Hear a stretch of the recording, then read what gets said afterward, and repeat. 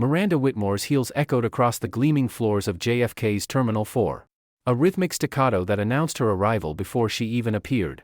Clad in a cream Burberry blazer and carrying a perfectly matching Louis Vuitton luggage set, she walked as though the entire terminal was her private runway.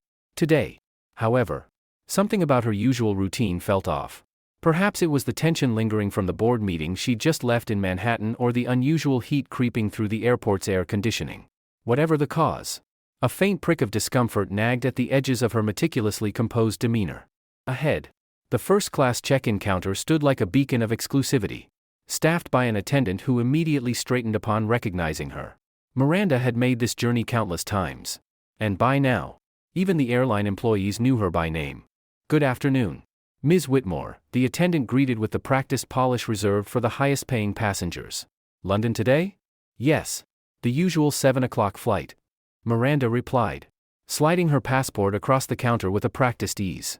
The attendant's swift efficiency in processing her check-in, tagging her bags for priority, and printing her boarding pass was almost as reassuring as the familiar weight of her passport. Loyalty, after all, was worth paying for. And Miranda valued the predictability of first-class service, one of the few constants in her jet-setting lifestyle. Once through security, she slipped her heels back on, silently cursing the indignity of having to remove them even in the priority line. By the time she reached the first-class lounge, she was ready to unwind, though she never truly let herself relax. Settling into her favorite leather armchair by the expansive windows overlooking the runway, she accepted a chilled glass of champagne from a server who knew her preferences by heart. With the glass in hand, she allowed herself a rare moment of silence, her gaze drifting over the bustling tarmac, where planes taxied and prepared for takeoff. As boarding time neared, Miranda gathered her things and made her way to the gate. The other first-class passengers were already queuing in an orderly fashion, none of them daring to cut ahead, not with her in line. A nod from the gate attendant, a courteous gesture for their loyal passenger, and Miranda moved through the jet bridge, her steps echoing down the enclosed walkway to the plane.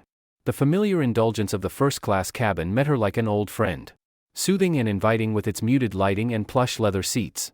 She breathed a slight sigh of relief. Here, in the controlled luxury of first class, the outside world fell away. She moved gracefully down the aisle, her eyes fixed on the numbered plaques until she reached her seat, 2A. That's when she saw him. In 2B, directly beside her, sat a black man in a neatly pressed polo shirt, absorbed in a tablet. Mid-40s, she guessed, with an air of quiet confidence. But that confidence was not the kind she was accustomed to seeing in first class. CEOs, high-powered execs, and elite travelers, those were her typical seatmates. This man, casually dressed, seemed like an anomaly. She stood there a second longer than necessary, staring. Her mind automatically scanned for plausible explanations. Perhaps he'd taken the wrong seat or there'd been a last-minute upgrade. She busied herself arranging her carry-on in the overhead bin, though her attention kept drifting toward him. Yet he remained focused on his screen, seemingly oblivious to her hesitation. With a subtle huff, Miranda lowered herself into her seat, trying to dismiss the initial discomfort. But even as she settled in, she couldn't shake the awareness that something was out of place. She found herself sitting unusually straight, angled slightly away from him, as if some invisible barrier separated them. She accepted her pre-flight champagne, nodding briefly to the flight attendant. But her mind kept circling back to the man beside her. From the corner of her eye, she noted his watch, a sleek, understated piece that spoke of refined taste. A small disruption to her preconceptions. He didn't quite fit the mold she'd placed him in. Yet she clung to the assumptions all the same. When he declined a drink with a soft-spoken, educated tone, she felt a prick of surprise, even curiosity. But she quickly buried it under the steady resolve that her first-class journey would not be disrupted.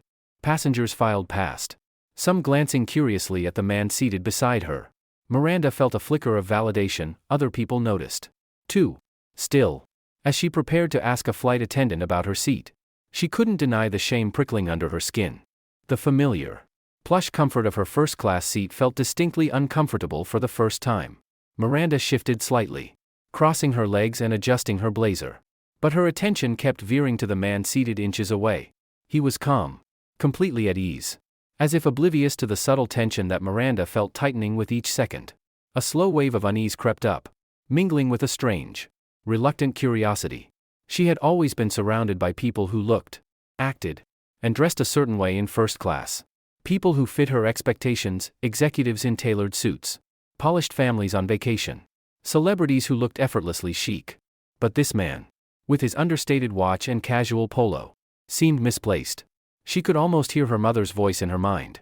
A subtle but constant refrain of appropriate standards, a voice she thought she had long outgrown. She stole another glance his way, trying to reconcile his presence in first class with the image she had in mind. His hands were large, strong, yet carefully manicured, resting with quiet confidence over his tablet. Despite herself, she couldn't stop noticing the contradictions, details that didn't quite match the assumptions she'd jumped to. The pre-flight bustle around them heightened her awareness, making her more self-conscious of every movement.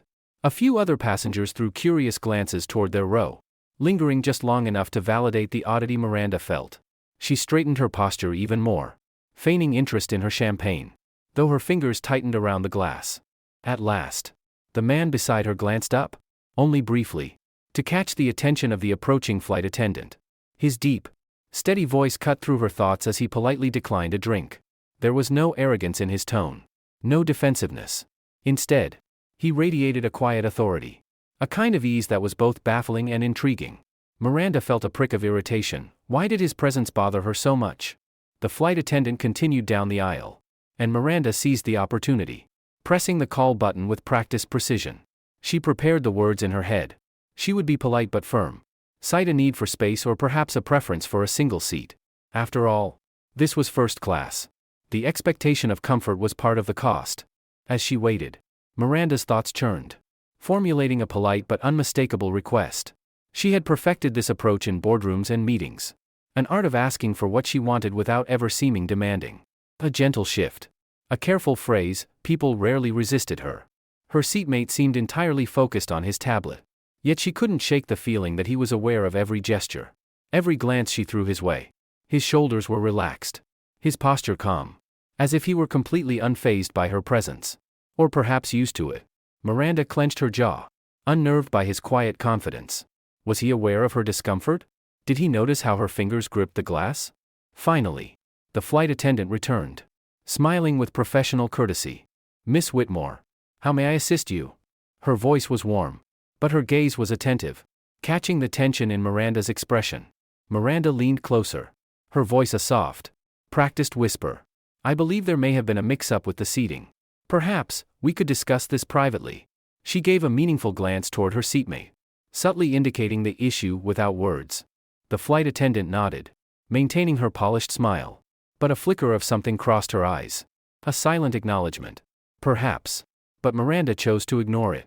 The attendant glanced down at her tablet, quickly pulling up the seating chart with the ease of someone accustomed to the quirks of high-demand passengers. "I'd be happy to check for you, Miss Whitmore," she replied smoothly, tapping her screen as Miranda waited, confident that the issue would soon be resolved. After a moment, the flight attendant looked up, her tone as polished as ever. But there was a subtle shift in her expression, a slight tightening of her gaze. "Everything appears to be in order, Miss Whitmore," she said, her voice respectful but firm. "Mr. Johnson is indeed assigned to 2B. And then, almost as an afterthought, she added with a hint of emphasis, "He's actually one of our senior pilots, though he's traveling as a passenger today." The words landed with an impact that caught Miranda off guard, like a gust of wind she hadn't anticipated. Senior pilot. Her mind struggled to absorb the implication. Her initial assumptions, the carefully crafted narrative she'd constructed about him, began to crack. As if sensing her confusion, Mr. Johnson finally looked up from his tablet. His gaze was calm, assessing, and there was something in his eyes that made her feel exposed. As if he understood the unspoken judgments she'd been wrestling with. His expression remained neutral, but there was a weariness there, a kind of resigned patience that seemed too familiar. "I apologize if my presence is causing you any discomfort," he said, his voice steady and measured, free of any hint of accusation. "If you'd like, I'm sure they could find me another seat." The words were offered with genuine kindness, yet Miranda felt their weight. Nearby passengers, who had noticed the interaction, watched with expressions ranging from curiosity to mild disapproval. She heard the faint murmur of voices, the words, "typical" and "unfortunate," drifting from somewhere behind her. A sudden flush of embarrassment spread across her face, and Miranda struggled to keep her voice steady. "No, that won't be necessary," she managed, her tone softer, almost contrite. "I apologize for the misunderstanding." The flight attendant, sensing the shift, nodded gracefully and left them with a discreet smile. Miranda's eyes dropped to her half-empty champagne glass, unable to meet Mr. Johnson's steady gaze again. The next few moments stretched out in an uncomfortable silence. She became acutely aware of every movement, the soft rustle of his tablet as he returned to reading, the quiet murmur of passengers around them, the hum of the aircraft preparing for takeoff.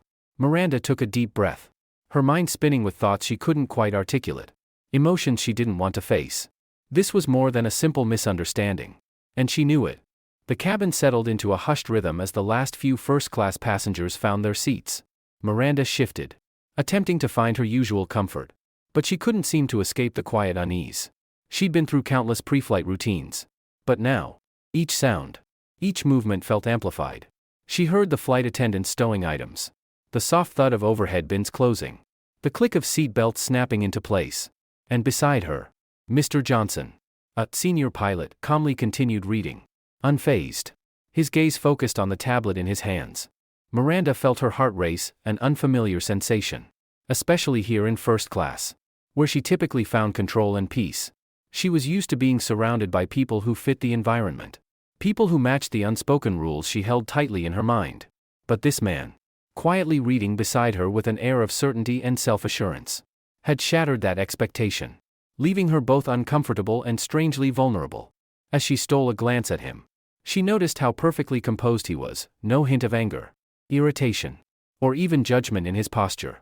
Just an assured presence that both intrigued and unnerved her. Despite herself, she wondered about him. She hadn't even considered that he could be anyone significant, let alone a pilot with decades of experience. Someone who knew every detail of the very aircraft they were sitting on. Her eyes flicked to his hands as he made subtle notes on his tablet, his fingers moving with quiet precision. She noticed the faint glint of a ring on his finger, a college insignia she couldn't quite make out. It struck her then how little she actually knew, how quickly she'd judged, and how thoroughly she'd been mistaken. The moment was interrupted by a faint chime over the intercom, and the captain's voice crackled through the speakers. "Ladies and gentlemen, we're experiencing a slight delay due to air traffic control. We should be cleared for takeoff in about 15 minutes. The announcement gave her a moment to gather herself, a reason to shift her focus and shake off the discomfort she felt.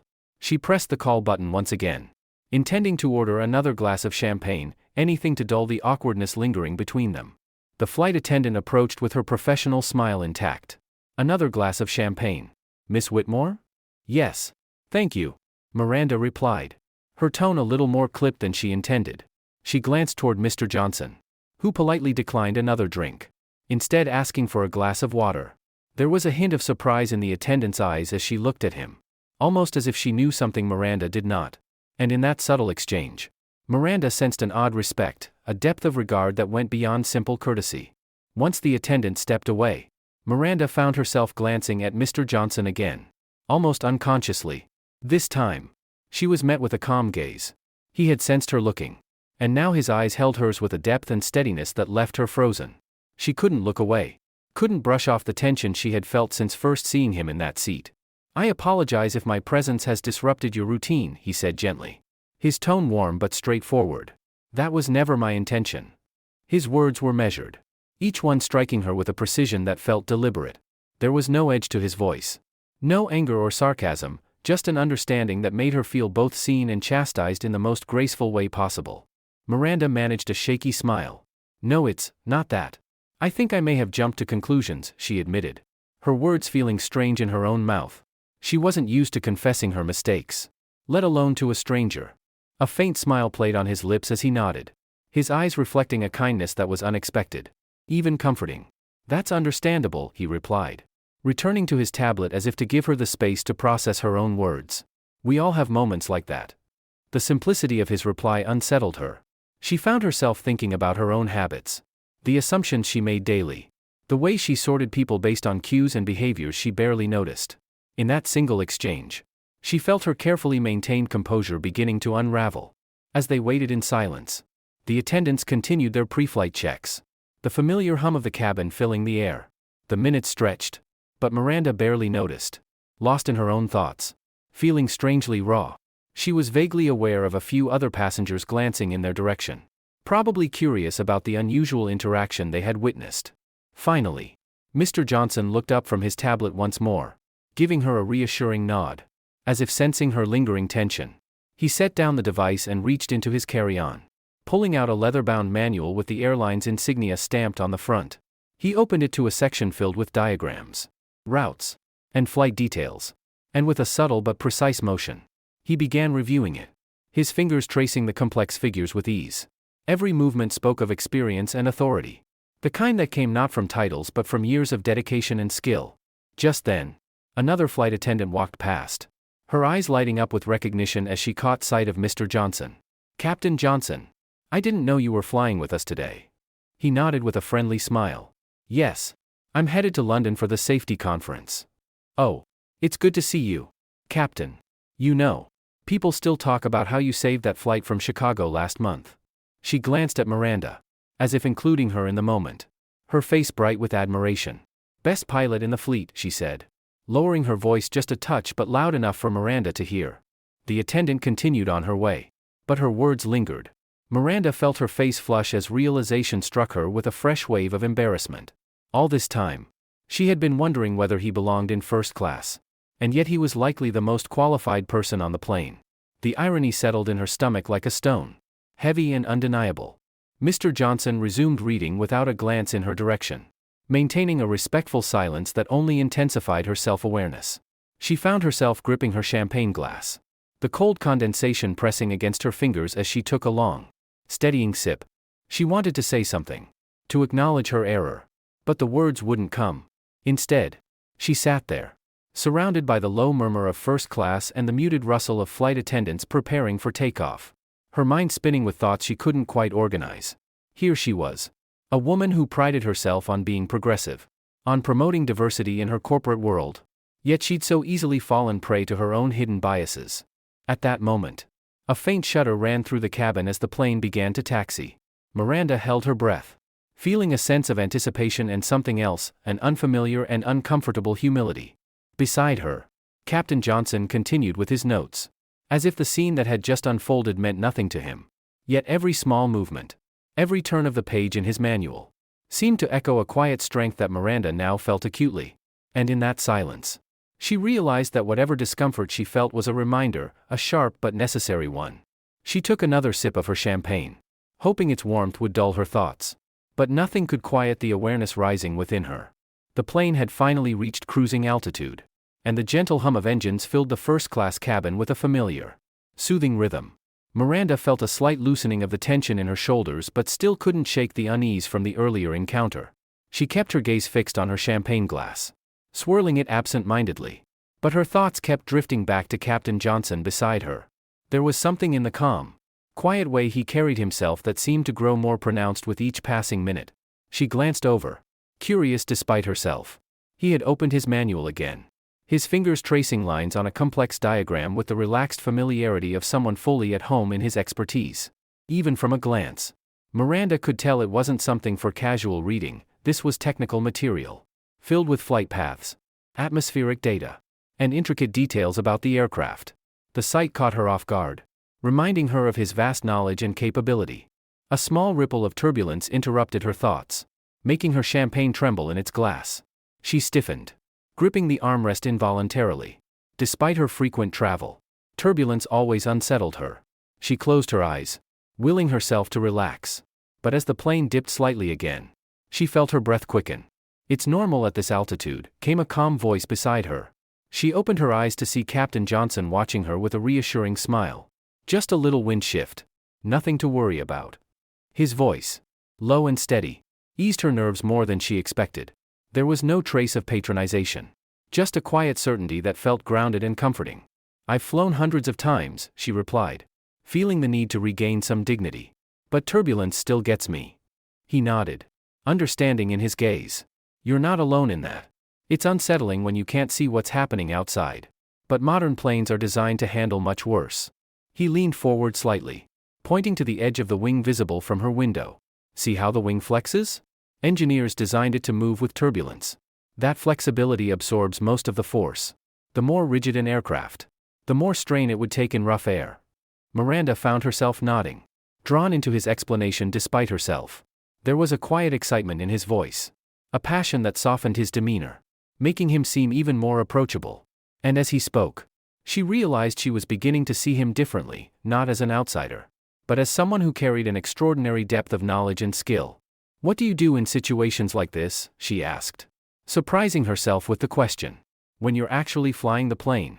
I mean." He looked thoughtful, as if weighing how best to answer. "The key is to stay ahead of it," he said. "Anticipation is everything. We monitor weather patterns, get real-time updates from other planes in the area. But at the end of the day, you have to trust the plane and trust yourself." Miranda found herself intrigued. "So it's less about reacting and more about predicting?" "Exactly," he said, a faint smile tugging at the corners of his mouth. "Most people don't realize that commercial aircraft are constantly sending weather data to our systems. Every plane acts like a moving weather station, helping us build a more accurate picture of what's coming up." He pulled out his tablet, opening an app that displayed a complex weather radar with swirling lines and data points. Miranda leaned in, genuinely fascinated by the patterns and colors on the screen. A snapshot of the skies they were flying through. The fear that had seized her moments ago faded, replaced by a curiosity she couldn't remember feeling in years. "Is that what you're presenting at the conference?" she asked, recalling the flight attendant's mention of his work. He nodded, tapping on the screen to highlight specific data points. "Part of it. Yes. We're developing an AI-based system that can predict turbulence up to 6 hours in advance. It's already reducing fuel consumption and improving passenger comfort across the fleet." The ease with which he spoke about his work reminded her of the way she talked about corporate strategy, the way she presented market trends and projections to her board. And yet, this felt different. There was a sense of purpose in his words that went beyond profit margins and quarterly reports. It was about people, about safety, about a calling that ran far deeper than numbers on a page. As the turbulence gradually eased, Miranda found herself more relaxed, caught up in the flow of their conversation. They spoke of technological challenges and the resistance to change in large organizations, territory she knew well. He shared stories of pilots who were initially skeptical about trusting an AI system and the methods he used to gain their confidence. "It sounds like you're not only a pilot but a change maker," she said, realizing she genuinely admired him. He chuckled, a warm sound that broke through the last of her reservations. "I suppose you could say that. Pilots are a stubborn breed. But I believe in this technology. And I believe it'll make a difference." A comfortable silence settled between them, a stark contrast to the tension that had filled the air when she'd first taken her seat. Miranda felt herself relax fully for the first time, the walls she'd unconsciously built around herself crumbling in the face of his quiet humility. "So," he said after a moment, his tone shifting slightly, "what about you, Miss Whitmore? What's your line of work?" The question caught her off guard. She wasn't used to discussing her career with strangers, especially not with this level of vulnerability. But there was something disarming in the way he asked, as if he genuinely wanted to know. "I'm in corporate leadership," she replied, hesitating. "CEO of a consulting firm. We advise companies on everything from market expansion to organizational restructuring." He nodded thoughtfully. "That sounds intense. I imagine you're pretty used to turbulence in a different sense." She smiled, feeling an unexpected warmth at his words. "Yes. Though not the kind that shakes you midair," she said. "But maybe the stakes are similar. Decisions that affect hundreds, sometimes thousands, of people. The need to project calm, even when you're not sure yourself." The comparison lingered in the air, unspoken but understood. For the first time, she felt a kinship with him that transcended titles and social circles. Here, at 37,000 feet, they were two people navigating the complex worlds they inhabited, each trying to steer through invisible forces beyond their control. "Funny, isn't it?" he mused, looking out the window at the endless expanse of clouds. "We come from such different worlds, but the challenges we face aren't all that different." She nodded, her gaze following his. "I suppose that's true. It's easy to forget that when you're caught up in your own perspective." He didn't reply, but the knowing look in his eyes said he understood. And in that shared silence, Miranda felt something shift inside her, a recognition of her own blind spots. A realization of how narrow her world had become despite all her success. The lights in the cabin dimmed as the plane settled into its overnight rhythm, and Miranda found herself surprisingly unwilling to end the conversation. The turbulence had passed. The skies had calmed. But she sensed that something within her had begun to stir. A new awareness. A discomfort that was both humbling and enlightening. Beside her, Captain Johnson returned to his manual, flipping through pages with the ease of someone who knew every detail by heart. But he paused, his gaze turning back to her with a quiet intensity. Sometimes, he said, his voice barely above a whisper, the biggest journey isn't the one in the air. It's the one that challenges how we see the world.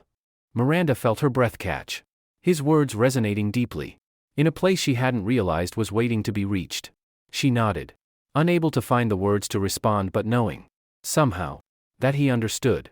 And as they flew through the quiet dark, two strangers brought together by the chance seating arrangement of a flight, Miranda felt something shift within her, a realization that, for all the skies she'd crossed, there were other journeys she'd never even begun. Miranda woke from a light, restless sleep as the plane jolted slightly. The cabin was dim, and the world outside the window was an endless expanse of stars against a deep, midnight blue sky. She blinked, adjusting to the quiet darkness, and felt the familiar plushness of her first-class seat cradling her. But tonight, even the luxurious comforts she typically reveled in felt distant, overlaid by the lingering sense of unease from earlier. She glanced to her right, where Captain Johnson sat quietly, absorbed in his tablet. His calm presence felt grounding, a reassuring reminder of his expertise and authority in this unfamiliar realm of sky and stars. After their earlier conversation, she'd felt a strange, reluctant admiration for him, not just as a pilot, but as a person who'd quietly endured assumptions she had been oblivious to until tonight. She hadn't meant to, but she found herself watching him again. His face was illuminated by the soft glow of his screen, casting shadows across his sharp features and focused expression. The quiet confidence with which he held himself reminded her of the most skilled leaders she had encountered in her field. The turbulence she had experienced earlier now felt like a metaphor, each bump and jolt serving as a reminder of the discomfort that accompanied stepping outside her comfort zone. Miranda looked away, gathering her thoughts, and decided to break the silence. "Captain Johnson," she began, her voice quieter than she intended in the stillness of the cabin. "Can I ask you something?" He looked up, a gentle curiosity in his eyes. "Of course." She hesitated, searching for the right words. "When we spoke earlier, you mentioned the subtle barriers you've faced. And I've been thinking about that ever since." She took a breath, feeling a vulnerability she wasn't accustomed to showing. Does it bother you? Being questioned or doubted before people even know who you are?" His gaze softened, and he seemed to take a moment to consider her question. When he finally spoke, his voice held a depth of patience and wisdom. "I'd be lying if I said it never bothers me," he replied. "It does. Sometimes. But I've learned that it's not my job to carry other people's assumptions. They can think what they want. What matters is how I handle it." He paused, a faint smile playing at the corners of his mouth. "Over the years, I've come to see those moments as opportunities. Moments where I can either let the assumptions stand, or use them as a chance to change someone's perspective." Miranda absorbed his words, feeling an unfamiliar weight settle over her. "That sounds exhausting." "It can be," he admitted. "But it's also rewarding. Every time I step into the cockpit, I know that someone's perception might shift just a little, and that makes it worth it." He looked at her thoughtfully. "People often think prejudice has to be loud or obvious. But it's the small things, the glances, the assumptions, the pauses, that are the hardest to change. Those moments slip by, unnoticed, unless you've spent years on the receiving end of them." She felt the truth of his words settle into her with uncomfortable clarity. She thought of her own actions earlier, the instinctive reaction to his presence in first class, the assumptions she had allowed herself to make. She had always considered herself progressive, someone who believed in diversity and inclusion. But her behavior earlier told a different story, and realizing it made her stomach twist with shame. "I owe you an apology," she said, her voice barely above a whisper. "I didn't even realize what I was doing at first. It's embarrassing to admit, but I never thought that I'd make an assumption like that." He held her gaze, his expression both understanding and encouraging. "Awareness is the first step. Most people never get that far." She nodded, feeling the weight of his words. In her field, she prided herself on being decisive, on recognizing opportunities and addressing weaknesses. But this was different. This was about looking inward, about recognizing the blind spots in herself that she had never been forced to confront. They sat in silence for a moment, both of them lost in their own thoughts as the plane continued its steady course over the Atlantic. Then, feeling compelled to continue, Miranda spoke again. "I've always thought of myself as open-minded," she admitted. "I'm careful about hiring practices, making sure my teams are diverse. But now, I can't help but wonder if it's all just superficial. Superficial, he asked, raising an eyebrow. Yes, she said, frustration lacing her voice. I think back to the decisions I've made, the diversity initiatives I've implemented, and I wonder, was it really about seeing people's potential? Or was it just a way to feel good about myself? The vulnerability of her admission made her uncomfortable, but she sensed no judgment in his gaze, only a quiet encouragement to keep going. That's an important question to ask, he replied thoughtfully. It's easy to be satisfied with surface-level changes. But real change happens when we're willing to look at our own biases and challenge them, even when it's uncomfortable. Miranda felt his words strike deep, like a compass pointing her toward a path she hadn't yet explored. How did you do it? She asked softly. How did you get to the point where you could face those assumptions without letting them define you? He leaned back, his gaze drifting out the window to the dark sky beyond. It took years, and a lot of learning. I had to stop carrying the weight of other people's expectations and focus on what I knew to be true. I had mentors who believed in me, people who saw my potential without letting their assumptions get in the way. And I learned to see each barrier as a chance to prove, to myself, more than anyone else, that I belonged. She nodded, feeling both humbled and inspired. She thought about the privilege she'd always carried without acknowledging, the invisible advantages that had shielded her from the kinds of struggles he had faced. And for the first time, she saw her own success in a different light, not just as a product of her hard work, but as something she owed, in part, to a world that had always been tilted in her favor. The silence stretched between them again, but it was a comfortable one, filled with unspoken understanding. She felt as if she were on the edge of a cliff, peering into a new perspective, one she had never considered before this night. Then, he broke the silence, his voice gentle. It's not about beating yourself up over past mistakes. It's about choosing to do better moving forward. Every conversation like this, every small shift in how we see the world, that's where change begins. She looked at him, feeling a surge of gratitude she couldn't quite articulate. Thank you, she said softly, for your patience, for sharing your story. It means more than I can express. He offered a quiet smile, his gaze warm and accepting. Thank you for listening. That's where understanding starts. As the cabin lights dimmed further, signaling the beginning of the overnight flight, Miranda felt a strange sense of peace settle over her. The turbulence had passed, but the impact of their conversation lingered, a reminder of how far she had yet to go on her own journey of understanding. And as she closed her eyes, her mind replayed their conversation, each word resonating deeply, challenging her to move beyond the comfortable boundaries of her world. For the first time, she saw the path ahead not as a checklist of professional goals but as a journey toward something more meaningful, an opportunity to learn, to grow, and to carry the lessons of this flight far beyond the cabin of first class. The plane cruised through the night, a steady hum filling the cabin as most passengers settled into quiet sleep. But Miranda found herself wide awake, her thoughts swirling, replaying the evening's unexpected revelations. She glanced over at Captain Johnson, who had dozed off, his expression peaceful, the weight of the day seemingly lifted from his shoulders. There was a calm strength in his face, one she hadn't noticed before tonight, and it struck her how easily she could have missed it. The quiet solitude gave her a rare moment of introspection. She thought of her life, the rise through corporate ranks, the relentless pursuit of excellence and respect. She was proud of her achievements, of course, but now, an uncomfortable question loomed: how much of her success had been earned on her own merits? And how much had come from a world that often favored people like her?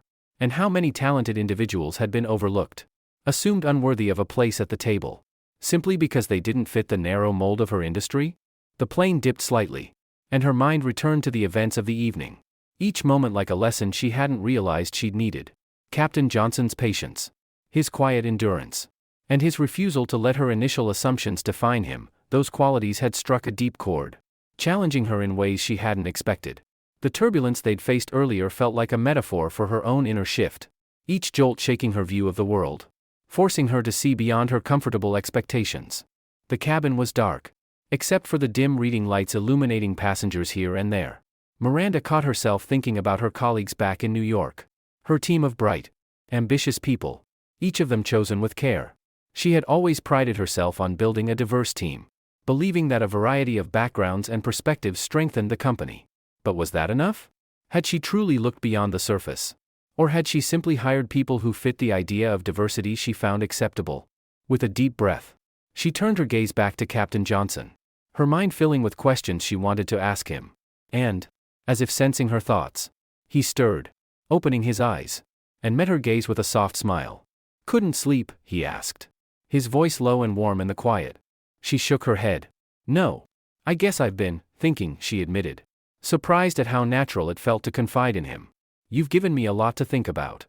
He nodded, fully awake now, his expression thoughtful. "These things have a way of surfacing at the right time, don't they?" he said quietly, as if sharing a well-kept secret. "Sometimes, all it takes is a moment of reflection to see the world differently." Miranda sighed, the words tumbling out before she could stop them. "I can't help but think about the opportunities I've had, doors that opened for me without a second thought. People who assumed I belonged before I even proved myself. And I wonder, if I hadn't looked the way I do, if I hadn't come from the background I did, would it have been the same?"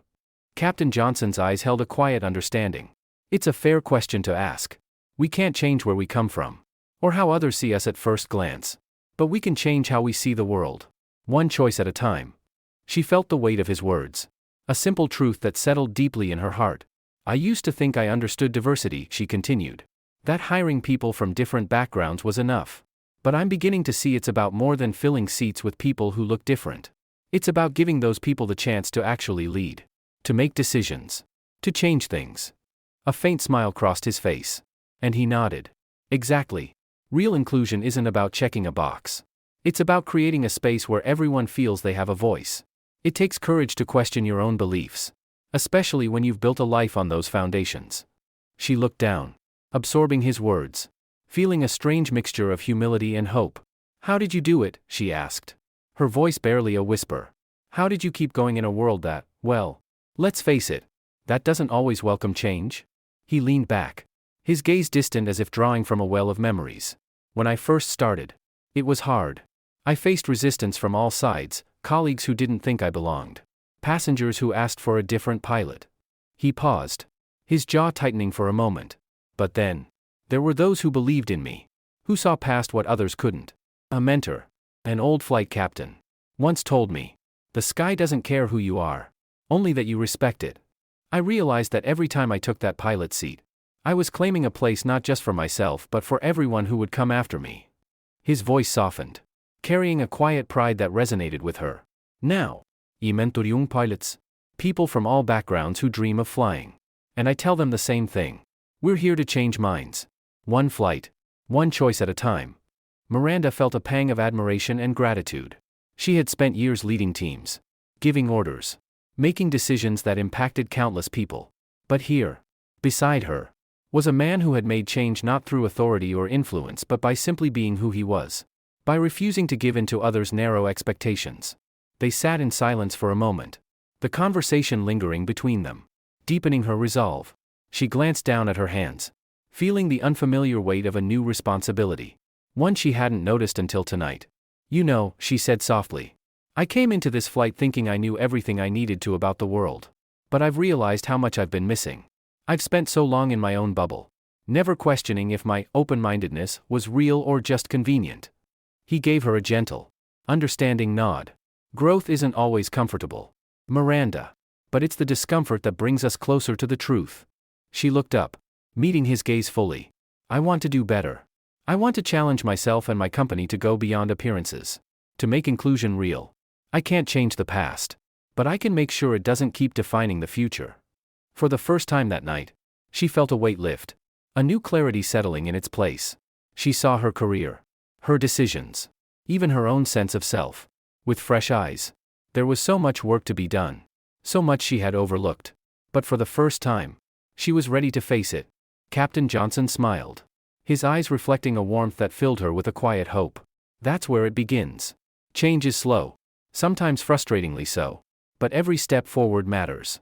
The most important thing is that you're willing to walk that path." The cabin lights brightened slightly, signaling the approach of dawn. Outside, the faintest light crept over the horizon, casting a pale glow over the clouds below. Miranda watched as the dark night began to soften into morning, the sky shifting into hues of blue and lavender, a gentle reminder that even the longest nights end in light. She turned to him, a hint of a smile tugging at her lips. "Thank you, Captain Johnson, for everything. This wasn't the conversation I expected, but it's the one I needed." He nodded, his gaze steady. carrying the weight of everything unspoken. Thank you for listening. Conversations like this don't happen often. But when they do, they have the power to change us. As they sat together in the gentle glow of the rising sun, Miranda felt a deep, quiet resolve settle within her. This was more than a lesson or a revelation, it was a call to action. A challenge to look beyond her comfortable life and engage with the world in a way she never had before. And as the plane soared through the awakening sky, she felt herself lifting with it, ready to take on a journey she had never anticipated but could no longer ignore. The sky outside glowed with the first colors of dawn. Soft oranges and pinks brushing against the clouds as the plane soared over the Atlantic. Miranda felt the quiet beauty of the scene pressing against the glass, mirroring the newfound clarity settling within her. The hours spent in conversation with Captain Johnson had left her with a renewed sense of purpose and a perspective she couldn't shake. Their words from earlier replayed in her mind, how change was slow, difficult, and sometimes uncomfortable, but essential. She thought of the influence she held in her own corporate world, the decisions that could shape a company, perhaps even an industry. How many people had she hired or promoted with good intentions, thinking she was creating a diverse team, without fully understanding what true representation meant? Miranda turned toward Captain Johnson, who was once again absorbed in his tablet, reviewing his presentation materials for the conference. A quiet smile pulled at her lips as she watched him. Here was a man who had dedicated his life to breaking barriers, not just for himself but for those who would follow. He wasn't just a pilot, he was a symbol of resilience, a living testament to the power of perseverance in a world that wasn't always welcoming. Captain Johnson, she began softly, drawing his attention. Can I ask you something else? He looked up, setting his tablet aside with a patient nod. Of course. She hesitated, then pressed on. When we talk about representation, about diversity, what does it mean to you? Beyond just the numbers? His gaze turned thoughtful, and he nodded slowly, as if considering the question from multiple angles. Representation isn't just about seeing someone who looks like you in a role you aspire to. It's about seeing someone who understands your struggles, who has faced similar barriers, and yet still made it. It's about having people in positions of influence who can empathize with those coming up behind them. Miranda listened intently, each word resonating with an honesty that struck her deeply. He continued, his voice quiet but filled with conviction. Think of it this way, when you walk into a boardroom, you don't think twice about being there. You're there because you've earned it, and others recognize that. But for people who don't look like the usual faces in that room, there's an unspoken question, a sense of having to prove yourself. Not just once, but every day. He paused, and Miranda could see the years of experience etched in his expression. A quiet strength tempered by the weight of the expectations he carried. When I was first starting out, he continued, I was one of the few black pilots in my training program. I could feel the eyes on me, the doubts. People questioned if I had what it took, even before they saw my skills. And I had to work twice as hard to prove that I belonged. But once I earned that respect, once I proved myself, I knew I was paving the way for others. That's what real representation is, making sure that those who come after us don't have to fight quite as hard for the same chance. Miranda felt a lump form in her throat, her mind racing with reflections. I've always thought of representation in terms of policies and hiring practices. But I see now it's about creating a culture that truly values those perspectives. That doesn't just include people but makes them feel like they belong. He nodded, his gaze steady. That's the heart of it. Real representation is about ensuring people feel seen and valued. Not as tokens or symbols, but as individuals whose experiences bring depth and understanding to the table. Miranda looked away, her gaze falling to her hands as she let his words sink in. She thought about her own company, the well-meaning diversity policies she'd put in place, the initiatives she'd championed to create a more inclusive environment. But now, she saw the gaps, the places where she could do more than offer a seat at the table. She could ensure that people felt empowered, that they felt their perspectives mattered as much as anyone else's. Captain Johnson's voice broke through her thoughts, gentle but firm. Diversity and representation aren't end goals, they're foundations. They set the stage for a culture where everyone can thrive, where different perspectives aren't just tolerated but celebrated. She turned back to him, her admiration for him deepening. It must feel incredible, she said softly, knowing that you've inspired others, that you've made a difference. A faint smile crossed his face. It does. Especially when I see young pilots, Black, Asian, Hispanic, women, coming into the industry with a confidence I didn't have. They know they belong because someone before them showed it was possible. He paused, a distant look in his eyes. Last month. I flew with a young woman as my first officer. She was confident, skilled, and completely in command. And after the flight, she told me I was the reason she became a pilot. She'd been a passenger on one of my flights years ago and saw me in the cockpit. That image, seeing someone who looked like her, gave her the courage to pursue her dream. Miranda felt a warmth spread through her chest. She could see the pride in his eyes, the deep sense of purpose he carried. This wasn't just a job for him, it was a legacy. A testament to the power of visibility and determination. I've never thought of representation that way, she admitted. In my field, it often feels like just a talking point. Something to tick off the list. But now I see that it's so much more than that. It's about showing others what's possible. Inspiring people to dream beyond what they're told they can achieve. He nodded. Exactly. When people see someone like them succeed, it expands their vision of what's possible. And when those people rise, they create change that ripples outward, inspiring others to follow. A soft chime interrupted them, and a flight attendant approached with breakfast service. Her movements quiet and respectful. Miranda accepted her tray. But her mind was still locked on Captain Johnson's words, on the weight of everything he'd shared.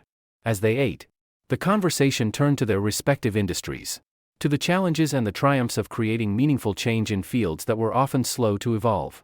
They shared insights and strategies, each finding parallels in the other's experiences. She spoke about corporate resistance to new ideas, about the challenge of balancing innovation with tradition. He spoke of pilots who resisted new technologies, of navigating the fine line between safety and progress. Their dialogue was rich, dynamic, and for the first time, Miranda felt she was talking to someone who understood the weight of leadership in a profound way. They were from different worlds. Yet somehow, the struggles they faced were the same. As the sun rose higher, casting a golden light over the cabin, she looked over at him and felt a sense of camaraderie, a connection that transcended their brief acquaintance. Captain Johnson had become more than a seatmate, more than an unexpected teacher. He was a reminder that change was possible. That leadership wasn't about power but about lifting others, about making space for those who came after. "Thank you, Captain," she said, her voice filled with a rare humility. "For your patience. For sharing your story. I don't think I'll ever see things the same way again." He nodded, his eyes warm with understanding. That's how change begins. One conversation at a time. One perspective at a time. They finished their breakfast in comfortable silence, the dawn casting a gentle light over them. And as Miranda watched the sun climb higher, she felt a quiet resolve, a commitment to do more than just acknowledge her biases. She would act. She would become a leader who not only valued diversity but actively fostered it, creating an environment where voices like Captain Johnson's could thrive and be heard. The flight would soon be over, but the journey that had begun in these hours would continue. She knew, without a doubt, that the lessons she'd learned here would stay with her, guiding her to a future where she could, finally, make a real difference. And as they soared over the Atlantic, two strangers brought together by chance, Miranda felt herself lifted, ready to face the world with a perspective that would shape her life and the lives of others for years to come. As the plane glided smoothly over Europe, the gentle lull of the engines provided a peaceful backdrop. But Miranda's thoughts remained anything but tranquil. Her conversation with Captain Johnson had left her reeling, each of his words echoing in her mind. She felt as though she were seeing her own world through a completely new lens, one that made the once familiar structures of her life and career look both more fragile and more important to address. Captain Johnson had returned to reviewing his presentation, his gaze focused, his fingers tracing invisible paths along his tablet screen. She observed him with a quiet admiration. Here was someone who had faced and conquered barriers she had never even imagined, who had shown a patience and dignity she could only hope to emulate. And she knew, without a shadow of a doubt, that the insights he'd shared with her had already begun to transform her understanding of what leadership truly meant. The captain's voice came over the intercom, announcing they would begin their descent into London soon. The familiar sounds of the cabin returning to life surrounded her, the rustle of seat belts, the hum of the attendants preparing for landing, the murmur of passengers stirring from sleep. Miranda glanced out the window, watching the wisps of morning fog curling over London as the sun cast a golden glow across the city. The view was breathtaking, but her focus was drawn inward. Captain Johnson turned off his tablet and leaned back, catching her gaze. His calm expression suggested he, too, was processing their conversation. Miranda felt a surge of gratitude toward him. And, despite the plane's impending landing, she sensed there was still something left to say. "I'm not sure I can thank you enough," she said. her voice low but sincere. This has been a wake-up call, I suppose. I don't think I've ever felt so aware of my own blind spots, my own limits. I want to make changes, real changes, but it feels daunting, like I don't even know where to start. He gave her an encouraging smile, one that held both understanding and a hint of challenge. Change isn't easy, but if it feels uncomfortable, that usually means you're on the right path. She nodded, her gaze dropping to her hands. I realize now that it's not just about hiring people who look different. It's about creating a space where they feel they truly belong, where they don't have to constantly prove themselves, where they can show up as they are. He nodded. Exactly. People want to know their voices matter, that they're not just a check on a list. And that takes more than policy, it takes commitment, openness, and, most importantly, humility. Miranda felt the weight of his words settle within her, challenging her in a way she hadn't anticipated. Humility, she echoed, tasting the word as if it were unfamiliar. She had spent so much of her career focused on control, on certainty, on projecting confidence. But here was a truth she couldn't deny: humility was at the heart of true leadership. The willingness to admit she didn't have all the answers. The openness to learn from those around her. Humility, she repeated, this time with a quiet resolve. That's something I can work on. Captain Johnson nodded, his smile widening just slightly. Humility is like turbulence. It shakes you up, makes you uncomfortable. But if you let it, it can guide you toward a smoother path. She allowed herself a small laugh, the analogy fitting perfectly. That's true. Turbulence always makes me tense up. But I suppose it's a necessary part of the journey. Exactly, he said. Sometimes it's the turbulence that brings us to clarity. They both fell silent, letting the words settle between them, each understanding the significance of what had just been said. Miranda felt a quiet determination rising within her, a promise to herself to carry this new perspective forward, to truly transform her company's culture, and to become a leader who championed not only diversity in appearance but diversity in thought, experience, and voice. The plane dipped as they began their descent, and Miranda felt a slight pressure in her ears as the aircraft eased into its approach. She glanced out the window, catching sight of the Thames winding through the heart of London. She could make out the landmarks, the familiar shape of the Tower Bridge, the outline of the Shard rising against the skyline. But in this moment, it wasn't just a view, it was a symbol of a new chapter. A city where she would soon be meeting with her own team, discussing future strategies and plans. For the first time, she felt a readiness to approach her work with a perspective that would challenge even her most comfortable habits. As the plane leveled, Captain Johnson turned to her one last time, his gaze steady and thoughtful. Remember, he said, the greatest leaders aren't always the ones who know the most. They're the ones who are willing to learn the most. She nodded, letting the words take root, aware of the profound truth they carried. I'll remember that, she promised, feeling the conviction settle into her like a steady heartbeat. The flight attendants moved through the cabin, preparing for the final landing, and Miranda began gathering her belongings, her mind already buzzing with ideas for the changes she wanted to implement. She thought of her team back in New York, of the leaders she had mentored, of the young professionals looking up to her for guidance. She would bring them into this new journey with her. She would create a culture that didn't just welcome diversity but embraced and celebrated it. She would make it a priority, not a checkbox. Captain Johnson retrieved his carry-on and stood, extending a hand to help her with hers. It was a simple gesture, professional and courteous, but it held a weight that spoke of mutual respect, of a shared understanding that went beyond words. Thank you, she said again, looking him directly in the eye. Not just for tonight, but for reminding me of what truly matters. He nodded, his eyes warm and sincere. Safe travels, Miranda. And remember, change starts with just one step. As they moved down the aisle toward the jet bridge, Miranda felt a strange sense of lightness. She walked beside him, matching his calm pace, her mind filled with purpose and her heart with a determination she hadn't felt in years. She could almost feel the weight of her responsibility differently now, as though it were something precious, something worth carrying. In the bustling terminal, they exchanged a final handshake, both of them aware that this parting was only a beginning. She watched as he disappeared into the crowd, his stride purposeful, his shoulders squared with a quiet dignity that left a lasting impression. The airport was alive with movement, voices blending into an indistinct hum around her, but Miranda felt as though she were moving in slow motion, each step resonating with newfound clarity. She pulled out her phone, scrolling through the messages and emails that had piled up during the flight.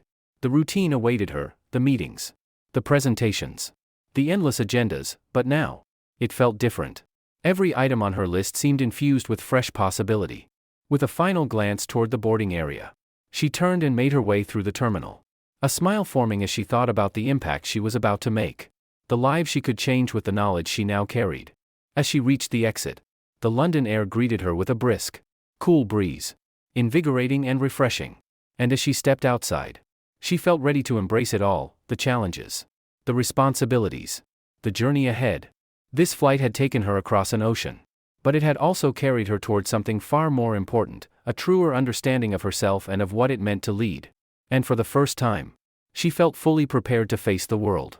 To make choices that reflected not only her vision but the lessons she had learned at 37,000 feet. The brisk morning air was still settling into London as Miranda stepped outside the airport. Feeling the weight of her carry-on in her hand but something much lighter in her heart. The sky was painted in soft shades of dawn. A gentle, hazy light filtering over the city, making everything feel fresh and new. Miranda took a deep breath, letting the coolness fill her lungs, and felt a sense of purpose she hadn't felt in years, a feeling that this day, this moment, was the beginning of something transformative. As she rode in her car to the hotel, her mind began to churn with ideas. She imagined her upcoming meetings, the discussions that would unfold around the conference table. But she saw them with a different clarity. The people around that table wouldn't just be her colleagues, they were the leaders of tomorrow. The ones who would help carry forward the new perspective she'd gained on this journey. Each of them had been chosen for their skills. But now she realized they also needed something more. They needed the space to bring their full selves to the table. To feel not only included but empowered. Once she arrived at her hotel, she barely paused to check in. She was too energized, too eager to sit down and capture her thoughts while they were fresh. She opened her laptop. The screen's glow a familiar sight. Yet everything about her routine felt altered. As if each keystroke was a step toward a different future. She began typing notes for her next board meeting. Her fingers moving quickly as ideas flowed. She outlined new initiatives, not just diversity quotas, but real pathways to leadership, mentorship programs, and ways to dismantle the subtle barriers that often kept people from rising to their full potential. She drafted ideas for a more inclusive company culture. One that recognized talent not as a gift that fit into a mold but as something unique and worthy of development. She wanted to build a workplace where voices were valued for their individuality, where team members were encouraged to speak from their lived experiences and perspectives. As she wrote, her thoughts kept drifting back to Captain Johnson. His words had left an indelible mark on her, and she could still feel his quiet strength, his patience, his unwavering commitment to paving the way for others. She recalled his story of the young woman who had become a pilot after seeing him in the cockpit. Inspired by that single, powerful moment of representation, Miranda now understood that the power of influence didn't lie in a person's position or title alone, it lay in the way they opened doors for others and lifted them toward their potential. She paused, staring at the words on her screen, her heart brimming with a determination that felt both intense and personal. It was time to do more than just lead.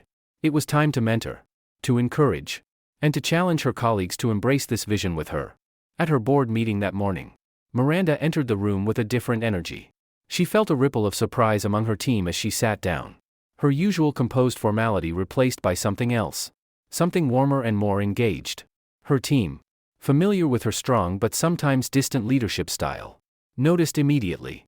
She began the meeting with the usual agenda but quickly shifted to a conversation she hadn't planned. She spoke of the future, not just in terms of market projections or quarterly goals, but in terms of the kind of company she wanted them to build together. I realized something recently, she said. Her voice steady but filled with a new, fervent energy. We've been talking about diversity and inclusion as goals. But I think it's time we stop looking at them as destinations. They're part of who we need to be. Every day. In every decision. The room was silent. Every eye on her. Some brows raised in curiosity. Others in admiration. Miranda could feel the weight of her words. And she knew this was only the beginning of the journey she wanted to lead. We're going to be taking new steps, she continued, to ensure that everyone here has a voice, a platform, and a chance to rise. This isn't just about filling positions or checking boxes, it's about breaking down barriers. About making sure each of you feels empowered to bring your whole self to work. One of her senior team members, a woman named Carla, nodded, her face lighting up with recognition. Carla had often spoken about these issues in the past, but Miranda had never fully understood their importance until now. She locked eyes with Carla, feeling a sense of kinship, of alignment. And that means me too, Miranda added, her tone softening. I want to hear from each of you, not just about where we're headed as a company but about what's holding us back, what we're not seeing. My perspective is limited, and I know it's time to broaden it. The words surprised even herself, but she meant them. For the first time, she truly felt the value of listening, of opening herself to viewpoints she hadn't always understood. The lessons from her flight, the wisdom Captain Johnson had shared, were taking root, and she could see the impact reflected in her team's eyes. One of the junior members, James, who had joined the company fresh out of business school, raised his hand cautiously. Miranda gestured for him to speak, sensing his nervousness. I just want to say thank you, he said, his voice hesitant but sincere. It's powerful to hear this coming from you.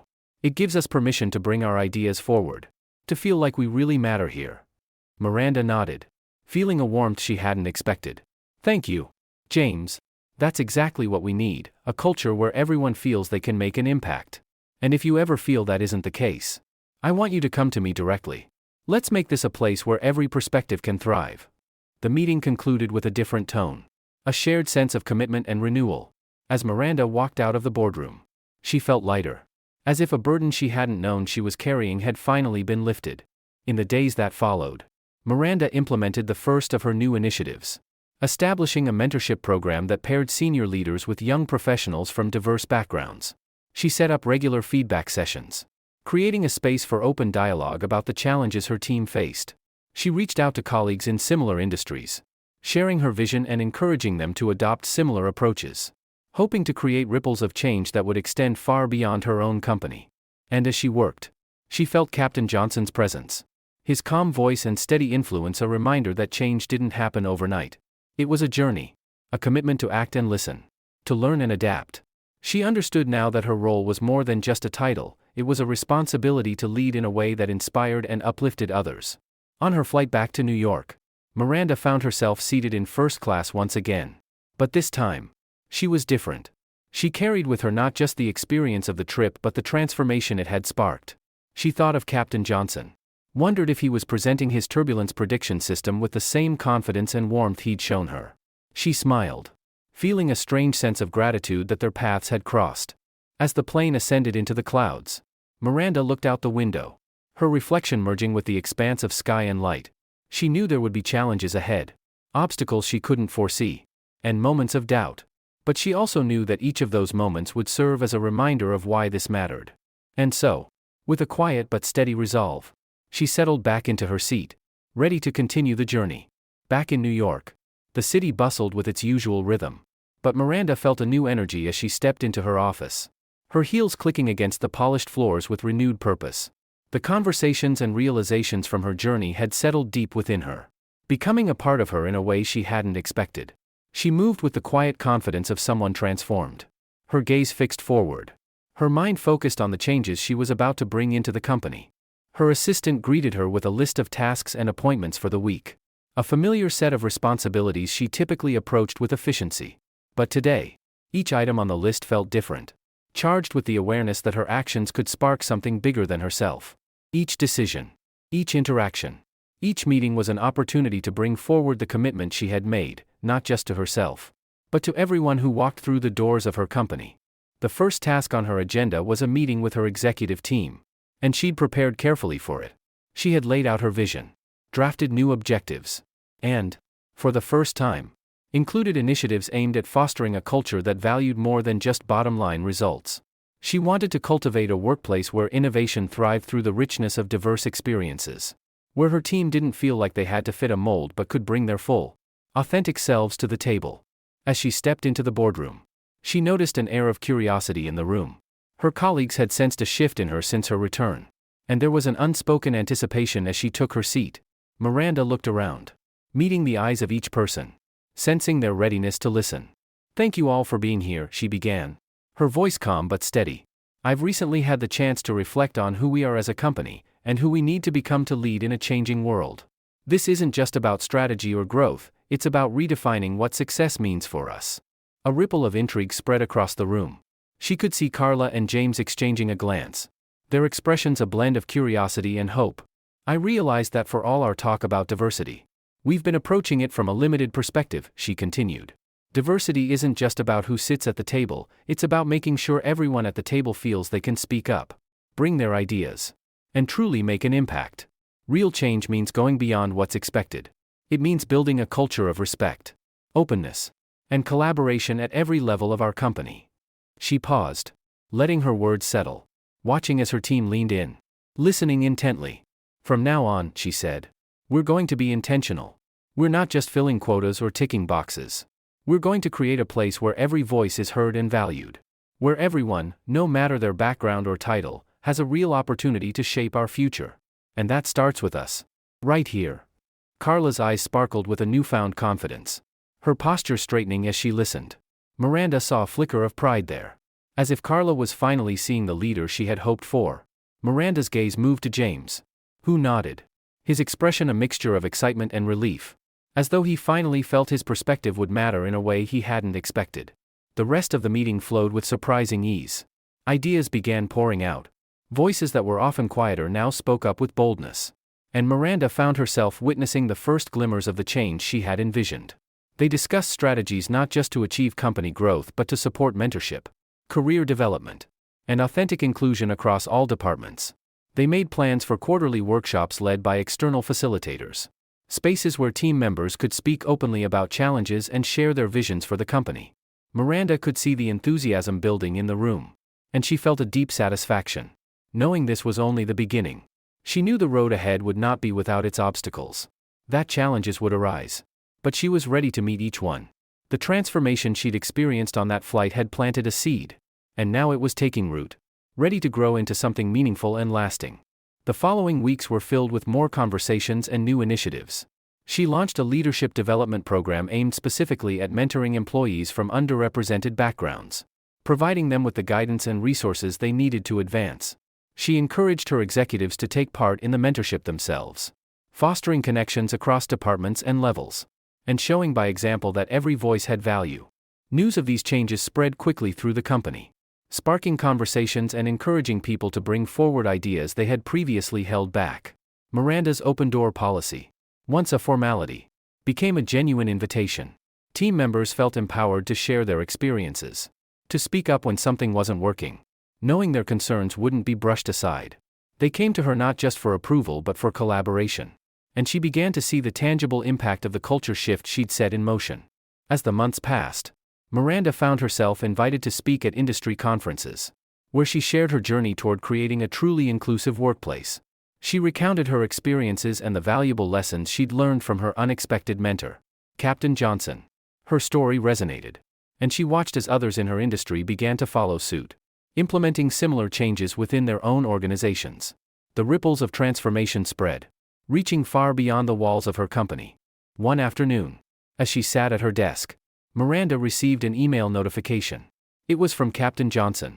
A smile spread across her face as she opened the message, feeling an unexpected thrill. The email was brief, but every word held weight.